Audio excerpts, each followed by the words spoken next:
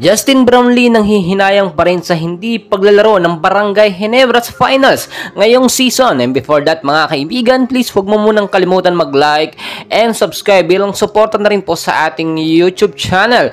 And mga idols, sa Game 4 nga po ng San Miguel Beer at Magnolia ay spotted kahapon ng ating bayani na si Justin Noypi Brownlee. At talagang very obvious na kitang-kita sa kanyang mukha na ito'y nanghihinayang sa hindi nga po paglalaro ng Barangay Ginebra sa finals.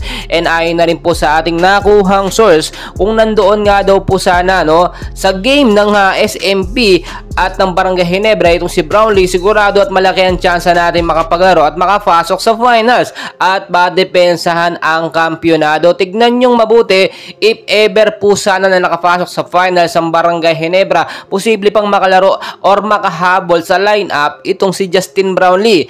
And as of now, talagang napahanga itong si JB sa naging laban kahapon, especially sa pinakita ni Foley. At nakikita nyo, kitang-kita sa mukha ni Brownlee ang excitement sa paglalaro sa basketball. Kahit nga po wala pa yung FIBA Asia Qualifiers, unang laban ng Gilas Pilipinas dito sa PhilSports Arena, ay talaga todo hataw na sa practice.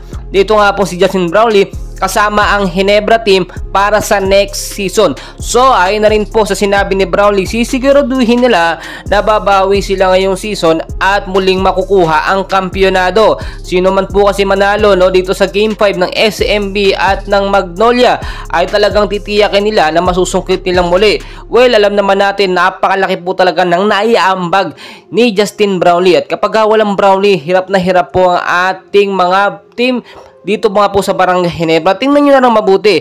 Ibang klase po talaga yung naiaambag ni Brownlee at talaga siya ang sinisigaw ng mga Filipino fans. Kasi nga naman, if ever talaga na nabigyan sana ng maagang suspension or natapos sana agad yung suspension ni JB, for sure nakahabol yan. Pero mga kaibigan, tignan nyo mabuti, hindi man nakapaglaro, hindi man nakapasok ang Ginebra sa finals, ay todo suporta pa rin etong ating dagot na si Justin Brownlee.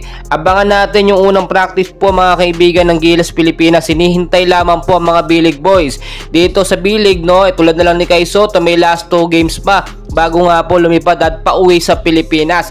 Inaabangan po yan dahil kinokompleto pa yung lineup ng Gilas Pilipinas, do available na yung ibang mga player ng Gilas, yung iba naman nandito pa sa PBA, lumalaban pa sa finals, yung sa SMB nga, tulad nila Junmar Pajardo at CJ Perez. Hintayin na lamang natin once na matapos na kung sino malaman, kung sino magkampiyon sa Game 5, and after nun, next practice na, 1 week preparation para sa Gilas Pilipinas. Mga kaibigan, tuloy-tuloy yung suporta natin sa ating pambato na si Justin Noypi Brownlee at sa Gilas Pilipinas, kasama na po ang Barangay Ginebra at ang mga team dito sa PBA.